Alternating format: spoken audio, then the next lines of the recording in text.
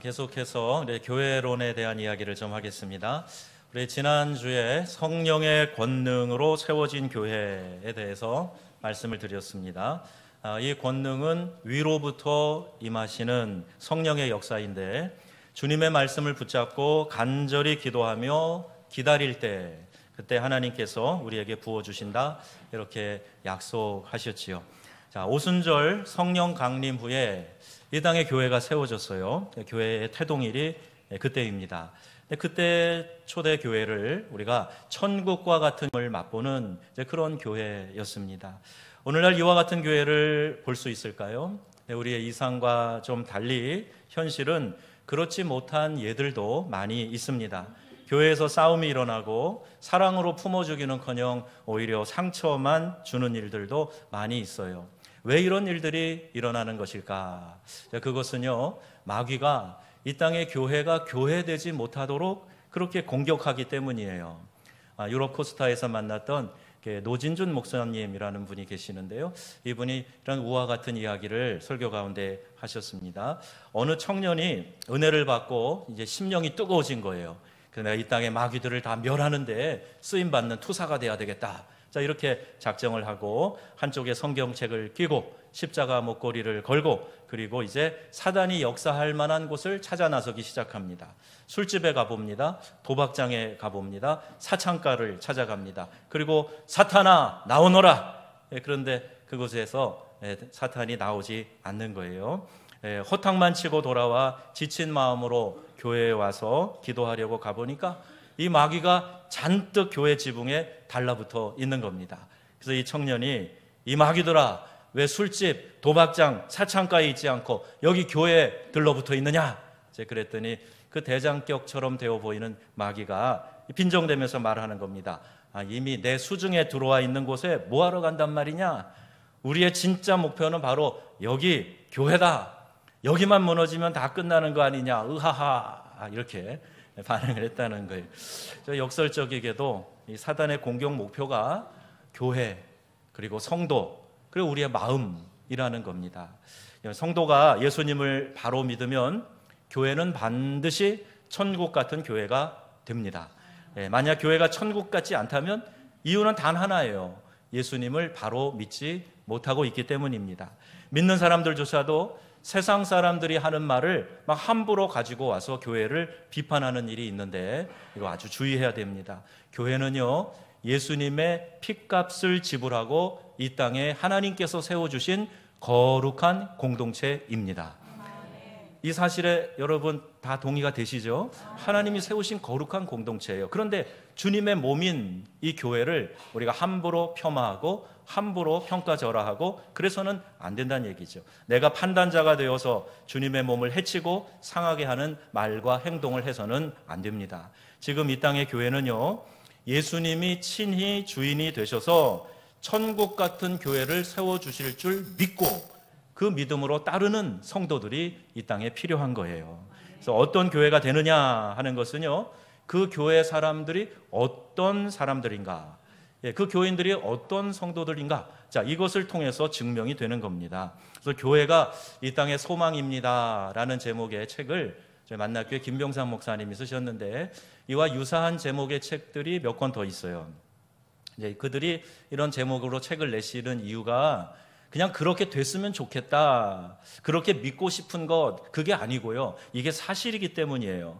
교회가 이 땅의 유일한 희망이다라는 이 이야기의 유래가요, 최근에 시카고 트리니티 신학교에서 길버트 빌지키언이라고 하는 교수님이 한 이야기가 이제 많이 회자되고 있습니다. 그분이 강의 시간에 무슨 얘기를 했냐면요, 교회가 유일한 희망이다, 초대교회를 봐라, 그런 이야기를 하신 거예요. 이 초대교회 성도들이 가슴속에 하나님의 은혜가 가득했고 환난과 핍박 속에서도 담대히 복음을 전했고 모이기를 힘썼던 것은 성령의 강력한 임재가 있었기 때문에 이게 가능한 것이었다 설명을 합니다. 하지만 오늘날 교회의 모습이 그와 같은 모습이 되지 못하는 것은 성도들의 마음에 그때 일어났던 그 성령의 강력한 역사가 이 시대에는 일어나지 않는다라는 이런 강한 불신이 있기 때문에 이런 역사가 일어나지 않는다는 얘기예요. 그래서 교수님이 이렇게 이야기를 하고 도전합니다. 여러분, 성령님은 초대교회 때나 지금이나 동일하십니다. 하나님의 말씀을 가슴에 담고 동일한 성령의 능력을 힘입어 순종하는 사람이 있다면 우리는 초대교회와 같은 교회를 다시 경험하게 될 것입니다. 여러분 중에 누군가가 이 비전의 횃불을 가슴에 담기를 바랍니다. 자, 이렇게 이야기를 해줬어요. 근데 그 가운데 강의를 듣던 20대 초반의 한 젊은 학생이 그 가슴에 불이 붙은 거예요. 그 말을 듣고, 그래, 성령이 동일하게 역사하시는데 초대교회에서 역사하셨던 성령이 지금은 왜 역사 안 하실까? 하실 거야. 그럼 마음에 확신을 가지고, 그리고 그 불붙은 마음을 가지고 교회를 개척했어요. 신학교를 나오자마자 20대의 교회를 개척한 거예요. 그는 성령의 이 역동적인 역사가 오늘 우리의 삶에도 반드시 나타날 것이다 라고 확신하는 가운데 교회를 새로 시작한 겁니다. 약 15년 정도 어려움들도 많이 있었다고 그래요. 그런데 시간이 그렇게 지난 다음에 세상의 유일한 희망은 바로 교회입니다 하는 것을 증명하는 크고 건강한 교회를 세울 수가 있었습니다. 그 교회가 바로 시카고의 윌로크릭 교회고, 그 말씀을 들었던 신학생이 바로 빌 하이벨스 목사님이에요. 제가 수년 전에 시카고 이 윌로크릭 교회 갔는데요, 교회 관계자가 교회를 쭉 설명을 해줘요. 야, 정말 부럽다. 크기만 큰 게 아니라 이렇게 건강하고 훌륭한 교회가 지역사회에 있다니, 야, 시카고가 참 복된 곳이다, 이런 생각이 들 만큼 정말 감동을 받고 왔어요. 여러분, 가장 좋은 교인, 가장 믿음이 큰 교인이 누굴까요? 십자가를 분명하게 붙들고 하나님을 사랑하고 이웃을 사랑하는 성도들, 그들이 큰 믿음의 성도들이고 그런 교회가 큰 교회인 줄로 믿습니다. 여러분, 이 뒤에 이제 자막 보시면 주 너의 하나님을 사랑하고 내 이웃을 내 자신처럼 사랑하라, 이제 1년간 아마 붙어 있을 거예요. 여러분이 성구를 보시면서 계속 여러분 마음에 도전하셔야 돼요. 그게 신앙의 본질이기 때문에 그렇습니다. 그 성도들이 좋은 교회를 만드는 성도들이에요. 교회가 이 땅의 소망임을 확신하고 성령의 권능에 사로잡혀서 말씀에 철저히 순종하며 살아가는 우리 성도님들이 다 되시기를 바랍니다. 그렇게 결단하는 여러분 한 분 한 분에게 위대한 역사들이 나타나기를 주 예수님의 이름으로 축원합니다. 여러분, 부흥이 뭡니까? 부흥 그러면요, 우리 교회에서 흔히 듣는 이야기잖아요. 교회에 성도들이 많아지고 또 교회 재정이 많이 늘어나고 이런 것을 부흥이라고 생각하는 분들이 많아요. 예, 그것이 부흥의 한 현상일 수는 있습니다. 베드로가 설교할 때 하루에 3,000명씩 회개하고 돌아왔다. 숫자가 어마어마한 거 아니에요? 부흥의 한 요소, 현상일 수는 있어요. 그러나 예수님 없이, 회개와 변화 없이 숫자만 늘어난다? 이건 부흥이 아닙니다. 부흥의 본질은 그런 것이 아니에요. 자, 예수님께서 부활하신 후에 승천하시면서 제자들에게 뭐라 그러셨다 그랬죠? 우리 수요일에도 우리가 이 성령의 사역에 대해서 계속 말씀드리는데, 예루살렘을 떠나지 말고 이 자리에 머물러 있으라. 언제까지요? 위로부터 성령이 너희들에게 덧입히 오실 때까지 예루살렘을 떠나지 말고 기다리라 그러셨어요. 근데 여러분, 그 상황이요, 이렇게 녹록한 상황이 아닙니다. 예수님을 잡아 십자가에 죽인 사람들이 권력을 잡고 휘두르고 있는 그 핵심이 바로 예루살렘이에요. 그러니까 제자들은 하루속히 자기들의 있던 처소로 지금 내빼야 되는 상황이에요. 안 그러면 붙잡혀서 자기들도 어떤 참사를 당할지 모르는 그런 상황이에요. 그런데 거기서 기다리라는 거예요. 떠나지 말고 있으라는 거예요. 그것도요, 120명이나 되는 사람이 함께 모여서 기도하고 있으라는 거예요. 이거 들키기로 작정한 거나 다름이 없지, 그 많은 사람들이 한데 모여서 기도하고 있으면 이게 목숨이라도 부지할 수 있을까요? 그런데 예수님께서 머물러라 이렇게 말씀하세요. 그래서 열흘 동안이나 기다렸습니다. 그런데 그들이 이렇게 필사적으로, 잡히면 잡히는 거지, 죽으면 죽을 것이지, 그러면서 필사적으로 모여서 기도하면서 기다렸어요. 생명을 걸고 성도들이 함께 모여서 드리는 그 기도에 하나님께서 역사하신 거예요. 왜 마가의 다락방이었을까요? 그곳은요, 예수님이 이 제자들과 함께 예루살렘에 올라오실 때마다 머무르셨던 곳이에요. 십자가 고난을 당하시기 전날에 제자들과 함께 떡과 포도주를 나누신 최후의 만찬을 한 곳도 이 마가의 다락방입니다. 그보다 근원적으로 하나님께서 성령을 부어주시기로 약속한 예비한 장소였던 거예요. 그러면 이 이야기를 종합해 보면 오늘 우리의 상황에서 교회와 같은 겁니다. 성도들이 늘 모이는 곳이에요. 하나님이 성령을 부어주시겠다고 약속하신 곳이에요. 모여서 기도하라고 한 기도의 처소예요. 자, 이곳에 모여서 기도하고 있을 때에 그때 그들이 성령의 강림을 경험하게 되었고 주님이 약속하신 이 성령을 그때 받게 되는 겁니다. 그때 거기에서 심령의 부흥이 일어나게 되었고 이전에 겁쟁이들이 밖으로 다 뛰쳐나가서 예수가 메시아였다라고 증언하는 증인들이 다 되었던 것입니다.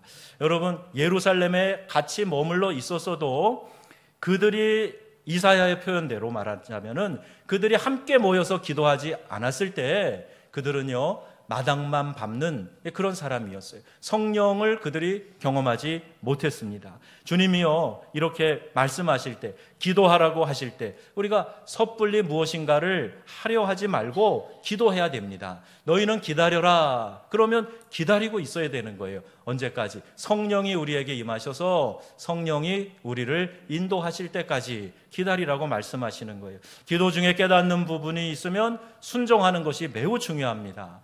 회개하며 끊어야 할 것이 있으면 즉시 끊어야 됩니다. 사과하고 용서를 구하고 미움을 버리고 사랑하라고 하신 그 명령에 순종해야 되는 거예요. 이게 믿는 성도들의 본질적인 우리의 삶의 또는 마음의 자세가 되는 것이지요. 우리 모두가 진정한 부흥을 사모하며 성령의 능력을 구하시기를 바랍니다. 자, 그런 교회라면 우리 스스로 점검을 먼저 해봐야 될 것이 있어요. 과연 예수 그리스도를 믿는 우리 이 공동체 가운데 복음이 분명하게 드러나고 있는가 하는 것을 점검해야 되겠죠. 십자가 모진 형벌을 당하시고 날 구원해 주신 예수님의 은혜와 사랑이 교회 안에서 선포되고 있는가? 성도들의 가슴 속에서 이 예수님의 사랑이 느껴지고 있는가? 자, 이것을 우리가 한번 점검해 봐야 된다는 거예요. 그렇다면 나는 죽고 예수로 살고 있는 증거가 교회 공동체에 반드시 나타나게 되는 겁니다. 안타깝게도 예수님이 주인이 아니고 내가 살아서 퍼득거리는 교회, 사람 중심으로 사람이 만족하고 기뻐하는 대로 교회를 이끌고 가려고 하는 유혹, 이것이 이 시대에 너무나 많이 있습니다. 건물에 큰 십자가 걸어 놓았다고 해서 그것이 교회가 되는 게 아니에요. 그 교회의 머리가 예수 그리스도시고 교회의 주인이 예수 그리스도셔야 그게 그리스도의 교회가 되는 것이지, 사람이 주인 행세하는 교회라면 성령의 권능과 역사는 나타나지 않습니다. 왜? 주님의 교회가 아니기 때문이에요. 부흥을 위한 기도는요 바로 여기서 출발해야 돼요. 우리 교회가 주님이 주인 되신 교회 되게 하여 주시옵소서. 성령의 전적인 인도하심에 순종하며 따라가며 기다리는, 기도하는 성도들로 가득하게 하여 주시옵소서.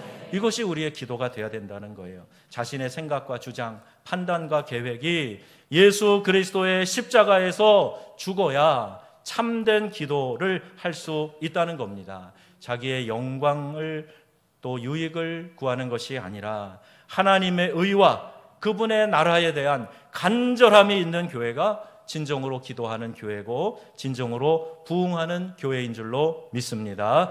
이 진정한 부흥을 사모하시기를 축복합니다.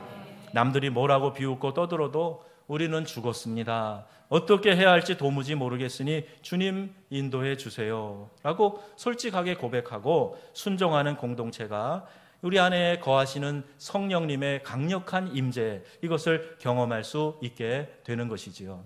유기성 목사님 제가 참 좋아하는데요, 이런 말씀 하셨어요. 힘겨운 싸움을 싸우는 이들을 위해서 이렇게 권면합니다. 살겠다고 살기 위해서 기도하지 마세요.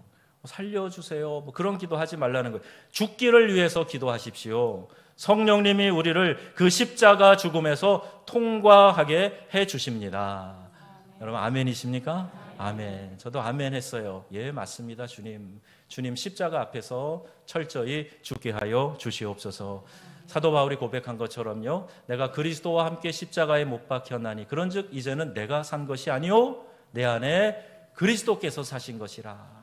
이 고백이에요. 그러니까 내 자아가 살아 꿈틀거리면 안 된다는 얘기예요. 예수님이 내 안에서 말씀하시는 대로, 깨닫게 하시는 대로, 이끄시는 대로 순종하고 따라가는 사람. 이제 내가 육체 가운데 거하는 것은 나를 사랑하사 나를 위하여 자기 몸을 버리신 하나님의 아들을 믿는 믿음 안에서 살아가는 것이라. 여러분, 이 고백이 저와 여러분의 고백이 되기를 바랍니다. 그래서 우리는 복음 앞에서 우리의 심령이, 우리의 자아가 깨어지는 경험을 해야 돼요. 하나님이 우리에게 성령을 보내신 이유가 뭡니까? 첫째는 예수님 믿으라는 거예요. 성령이 아니고는 그리스도를 주로 받아들일 수 없어요. 그러니까 성령을 보내서 내가 예수 믿고 구원받으라는 거예요. 그게 아니라, 그것만이 다가 아니에요. 두 번째는 내가 이 복음을 다른 사람에게 전해서 다른 믿지 않는 사람을 예수 믿게 하라는 거예요. 이것이 성령을 우리에게 주시는 근원적인 이유입니다. 그래서 교회는요, 복음 전파의 사명을 잘 감당해야 돼요. 해외로 멀리 가서 전하든 가까이 이 지역사회에서 전하든 내 가족에게 전하든 언제든지 날 구원하신 이 복음에 대해서 증거하는 삶을 살아야 된다는 거예요. 왜? 교회가 십자가의 복음에서 시작됐고 십자가의 복음으로 살 수밖에 없고 십자가의 복음으로 평안을 누리는, 하나님과 화해하며 화평을 누리는 이 세상의 유일한 공동체이기 때문이에요. 그럼 아십니까? 이게 교회예요. 그 이유를 위해서 하나님께서 이 교회, 이 땅에 교회를 세우신 겁니다. 우리 정읍 명성교회도 예외가 아니에요. 예수님을 영접해서 성령님이 내 안에 거하시는데 나만 은혜 받고 다른 사람에게 전하지 않으면 어떻게 되겠습니까? 죽어가는 사람을 살릴 명약이 지금 나에게 있는데 나만 고침받고 해독받고 다른 죽어가는 사람에게 전하지 않으면 어떻게 되겠습니까? 그래서 우리 교회에게 이 사명을 맡겨주신 거예요. 그래서 교회는 모일 때마다 기도하면서 어떻게 하면 이렇게 영혼 구원하는 사명, 복음 전하는 사명, 이거 잘 감당할 수 있을까? 이걸 늘 함께 의논하고 함께 생각하고 진지하게 이걸 나눠야 돼요. 이게 중요한 겁니다. 여러분의 가정에서, 직장에서 여러분이 하나님의 은혜의 통로인 줄로 여러분 믿으시기 바랍니다. 날 구원하신 것에서 끝나는 게 아니에요. 나를 통해서 내 주변 사람들을 구원하라고 나를 먼저 불러주신 거란 말이에요. 그럼 베드로의 설교를 들을 때 사람들이 이렇게 반응했어요. 사도행전 2장 37절 말씀 우리 같이 한번 읽어보겠습니다. 그들이 다른 사도들에게 물어 이르되 형제들아 우리가 어찌할꼬 하거늘. 아멘. 성령이 임재하니까요, 말씀을 들을 때 이 성도들의 반응이 가슴이 찔린 거예요. 그래서 내가 어찌할꼬 이렇게 고백을 합니다. 베드로의 설교를 들은 사람이 고백한 이 말은요, 언어의 의미를 보면 심장을 관통한다, 그런 의미가 있어요. 그만큼 강력하게 그의 마음에, 심령에 자극이 되었다는 이야기예요. 설교를 듣고 자신이 무슨 죄를 지었는지 깨닫는 것이죠. 이것이 성령의 역사입니다. 다른 사람의 죄가 보여지고 깨달아지는 게 아니고 내가 하나님 앞에서 어떤 죄인인가 하는 것이 깨달아지는 것, 이게 성령의 역사란 말이에요. 이처럼 하나님께서 내 마음을 치시는 것이 축복이고 은혜입니다. 불신자와 마음이 완악한 사람들의 불행이 이런 거예요. 하나님이 마음을 치시고 깨닫게 하시는데 조금도 찔림이 없어요. 조금도 깨닫는 바가 없는 거예요. 이게 불행입니다. 다른 감각은 다 예민해서 잘 알아챕니다. 눈치도 빨라요. 정욕과 탐심, 미움과 시기, 질투, 슬픔과 불쾌함 다 잘 느낍니다. 하지만 유독 하나님에 대한 감각은 죽어 있는 거예요. 그래서 죄의 종노릇 하면서 살면서 심각함을 모르고 있는 거예요. 하나님을 믿지 않는 것이 얼마나 큰 죄인지, 하나님을 섬기지 않는 것이 얼마나 두려운 일인지, 하나님의 심판이 얼마나 심각한 것인지 전혀 느끼지 못하는 거예요. 그의 마음에 하나님의 성령의 역사가 없기 때문입니다. 불신자뿐만이 아니에요. 오늘날은 교회에 다니면서도 영적으로 잠든 이들이 많이 있습니다. 말씀을 읽거나 설교를 들을 때 마음에 찔림이 있고 불편함이 있다면 좋은 징조입니다. 영적 감각이 아직 살아있다는 증거가 되는 거예요. 베드로의 설교를 듣고 마음이 찔렸던 사람들은 거기 머문 것이 아니라 회개하며 하나님께로 돌아왔어요. 하나님께 나아가며 우리가 어떻게 해야 합니까? 라고 외치며 회개했어요. 반면에 스데반의 설교를 들은 사람들은 그들도 찔림을 받았어요. 그런데 분노하며 돌을 들어 스데반을 쳐 죽였습니다. 같은 메시지를 담은 설교였어요. 회개하라, 천국이 가까웠느니라. 예수님의 메시지도, 세례 요한의 메시지도, 그리고 베드로의 설교도, 그리고 집사 스데반 집사의 설교도 같은 메시지였어요. 예수 그리스도를 통한 구원의 복음을 전했어요. 그러려면 죄를 깨닫고 회개하고 돌이키는 것이 급선무 아닙니까? 그 복음을 전했는데 베드로의 설교를 들은 자들은 회개하고 돌이키고 3,000명씩 돌아왔지만, 그러나 이 스데반의 설교를 들은 사람들은 그 마음의 찔림을 분노로 표시하면서 돌을 던지고 돌아오지 않았던 겁니다. 같은 메시지를 담은 설교였는데 듣는 사람들의 자세가 달랐던 거예요. 여러분, 하나님의 말씀이면 나의 기분이나 감정 상관없이 받아들이는 그런 성령의 역사를 경험하는 성도님들이 다 되시기를 축원합니다. 하나님의 말씀 앞에 깨어져서 회개하는 교회가 되어야 될 줄로 믿습니다. 회개하면 성령의 역사가 나타나기 때문이에요. 누가복음 5장 8절 말씀입니다. 우리 함께 읽겠습니다. 시몬 베드로가 이를 보고 예수의 무릎 앞에 엎드려 이르되 주여 나를 떠나소서 나는 죄인이로소이다 하니. 아멘. 회개한 후에 우리가 이렇게 주님 앞에 우리의 죄성을 발견하게 되고 회개하고, 그리고 하나님의 은혜를 우리가 받게 되는 겁니다.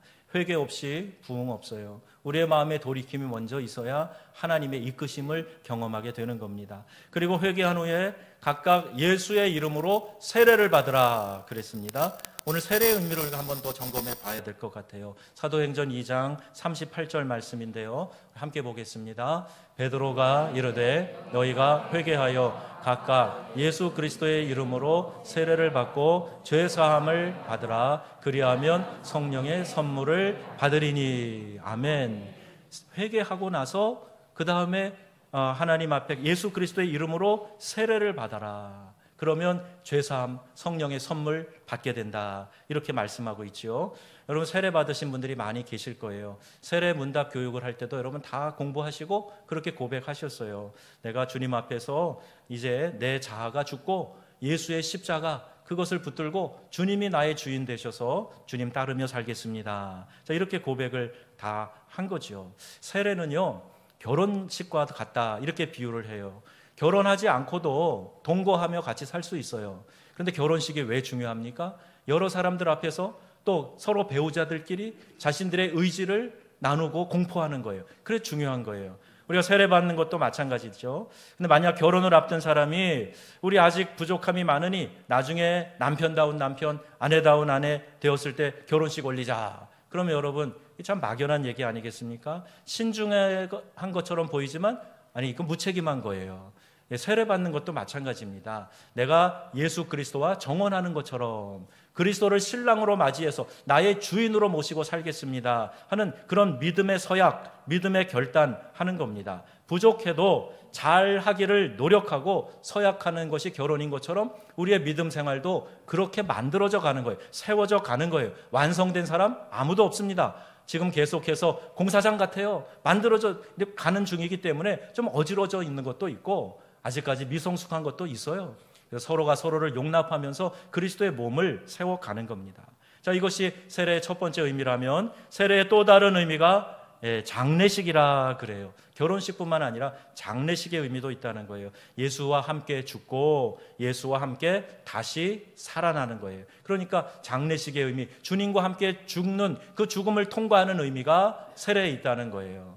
요새는 우리가 양례로 하지만 저희 성결교단에는 우리 원래 침례도 했었어요. 그러니까 물이 많은 곳에 가서요, 물 속에 이제 그 세례자 낳는 사람이 물속에 들어갔다가 거기서 다시 나오는 거죠. 그 물속에 들어가는 것은 우리가 땅에 들어가서 죽었다가 주님과 함께 다시 부활할 겁니다. 이것을 상징하는 거예요. 여러분 세례 받으실 때 이미 그 상징을 다 받아들이고 통과하신 거예요. 여러분 예수 믿기로 작정한 그때부터 나는 죽었고 예수님으로 내가 다시 살았습니다 하는 이 고백을 하게 되셨는데, 그걸 다시 한번 여러분 생각하시면서 정말 내가 죽었는가?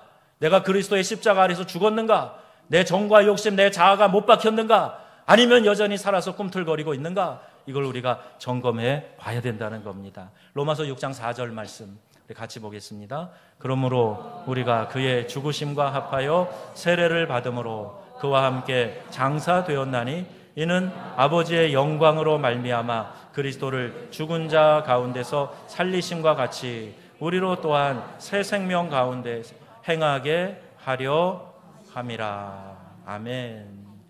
우리가 주님과 합하여서 이제 다시 죽고 다시 사는 그런 경험을 하게 되었다. 새 생명 가운데에서 행하게 하려 함이라. 이렇게 말씀하고 있습니다. 여러분, 이 말씀을 기억하시면서 내가 세례받은 주님의 자녀입니다, 주님을 따르는 자입니다 하는 이 믿음의 고백이 저와 여러분 안에서 더욱 진지하고 깊어지고 더욱 주님께 합한 그런 삶이 되어질 수 있기를 주 예수님의 이름으로 축원합니다. 복음 앞에 내 자아가 깨어지고 중심으로 회개하고 돌이킬 때 그리하면 성령을 선물로 받을 것이다. 이렇게 약속하고 계세요. 나는 그리스도와 함께 죽고 예수님이 내 안에서 사시는 이 믿음을 우리가 분명하게 해야 됩니다. 그리고 이 구원의 복음, 십자가의 복음, 이것을 당당하게 고백하고 살면 하나님의 영이신 성령님께서 반드시 우리와 함께 하실 줄로 믿습니다. 성령이 함께 하시지 않는 교회가 제일 불행한 교회예요. 성령이 역사하시지 않는 사역이 제일 어려운 사역이에요. 그래서 여러분이 기도하며 기다리며 성령이 내 안에서 역사하시고 성령이 우리 교회를 둘러 덮어주시고 우리 가정을 지켜주시고 성령이 우리를 이끌어주시고 그 은혜 안에 살게 하여 주시옵소서. 이런 고백이 날마다 우리의 기도 가운데 있어야 할 줄로 믿습니다. 자, 여러분, 천국과 같은 교회 가능합니까? 예, 가능합니다. 우리를 얽어매는 모든 죄의 사슬을 끊고 내가 예수님을 잘 믿는 한 사람의 신앙인이 되면 그게 가능한 거예요. 초대교회 역사하셨던 성령님께서 오늘 이 시간에 나를 통해서 우리 교회에 역사하실 것을 믿는 진정한 믿음을 가지시기를 바랍니다.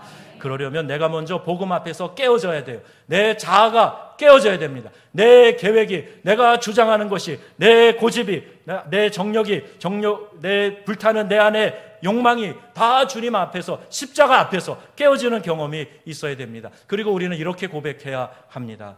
아버지, 저는 죄인입니다. 저의 죄를 용서하여 주시고 내 안에 역사하여 주시옵소서. 이렇게 회개하고 돌이켜 복음 앞에서 나아갈 때, 내 자아가 복음 앞에서 깨어질 때 성령을 선물로 주실 줄로 믿습니다. 이 땅의 거룩한 하나님의 나라, 주님의 교회를 이루어 가시는 귀한 성도님들이 다 되시기를 우리 주 예수님의 이름으로 축원합니다. 아멘.